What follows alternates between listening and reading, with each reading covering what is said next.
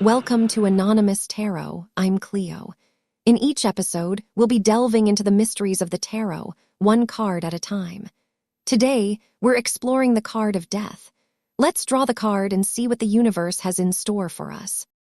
The card of death, a symbol of transformation and rebirth.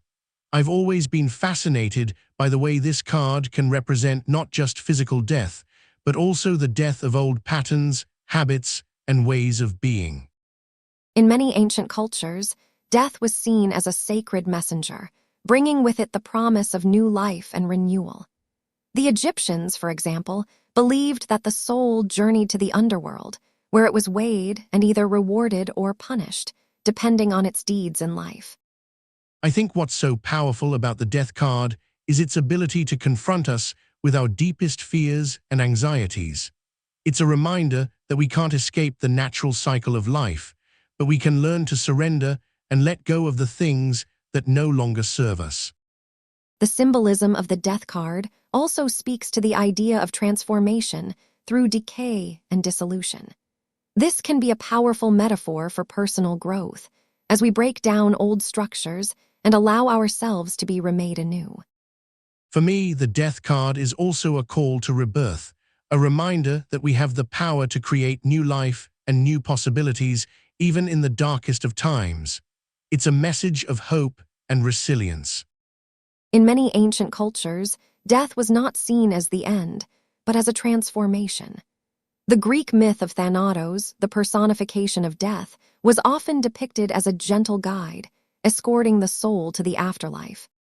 I find it fascinating how death is often associated with the unknown, and yet it's a part of our own cycle of life.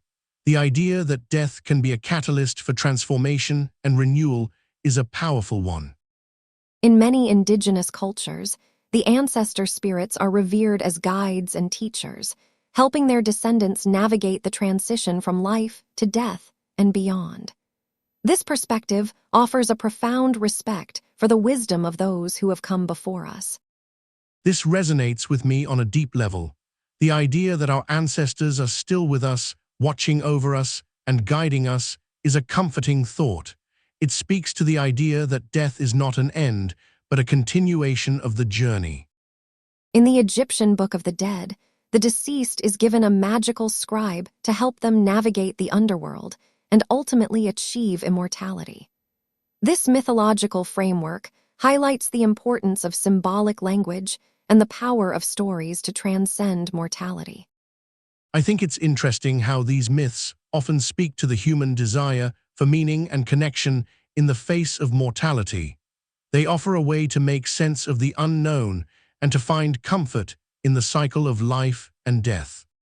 In the dream realm, death is not about physical transformation, but about spiritual renewal. It's a call to let go of the old, outdated aspects of ourselves and our lives, making space for new growth and evolution. I find myself drawn to the idea that death in the dream state represents the surrender to our deepest fears and desires. It's a place where the veil between reality and the subconscious is at its thinnest.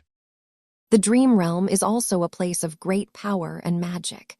By embracing the mystery and the unknown, we can tap into the collective unconscious and access ancient wisdom and archetypes. I think it's interesting that the dream state is often associated with the feminine, intuitive, and receptive qualities. Does that resonate with you, Cleo? Absolutely, I see death in the dream state as a symbol of the feminine's ability to transform and renew. It's a reminder that our lives are not defined by our ego, but by our deeper, intuitive selves. I'd love to explore this further. What does the dream state reveal to you about the process of transformation, and how can we harness its power in our waking lives? Death is a card often misunderstood as a straightforward symbol of mortality. But to me, it's about transformation and letting go of the old to make way for the new. It's a reminder that our lives are not defined by our physical bodies, but by the stories we tell about ourselves and the experiences that shape us. I see it as a reflection of our own mortality as a human experience the fear of loss, the discomfort of uncertainty, and the longing for meaning in the face of impermanence. Death is a universal human fear that can be both paralyzing and liberating. The symbolism of death is often linked to the goddess figure, who represents the feminine power of transformation and renewal. She reminds us that our deaths can be a catalyst for rebirth, and that the cycle of life and death is an integral part of the natural world. But what about the darker aspects of death? The pain, the grief, the feeling of being consumed by loss. How do we reconcile those aspects with the idea of transformation and renewal? For me, it's about acknowledging the complexity of human emotion and the impermanence of our experiences. We must learn to accept that our lives are not fixed or permanent, but rather dynamic and ever-changing. Death can be a symbol of this transformation, a reminder to let go of what no longer serves us. I think that's where the tarot symbolism can be most powerful in its ability to confront us with the messy, beautiful, and often painful realities of life.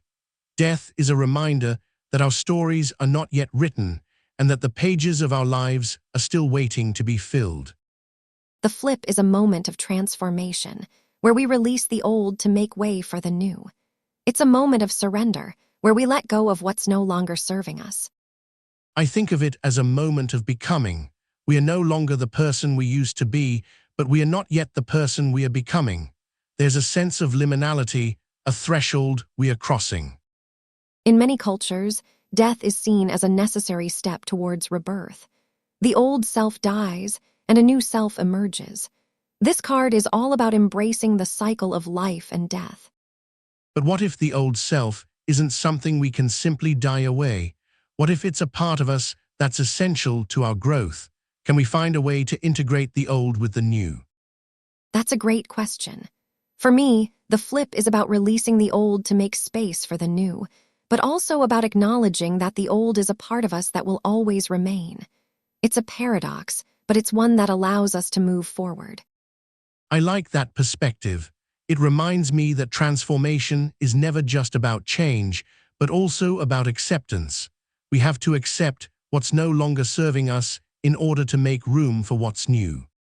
In the Carrie, death is depicted as a figure who is literally carrying the weight of someone or something else. This can be seen as a symbol of transformation, where the old is carried away, making space for the new to emerge. To me, this image feels like a manifestation of our collective unconscious. We're all carrying the weight of our own mortality and the burdens of our past experiences. It's as if death is reminding us that we can't escape the gravity of our own human existence. The figure in the Carrie is often associated with the Egyptian god Anubis, who was revered as the protector of the dead. This association speaks to the idea of death as a threshold, rather than an end, a gateway to the unknown, where our true nature is revealed.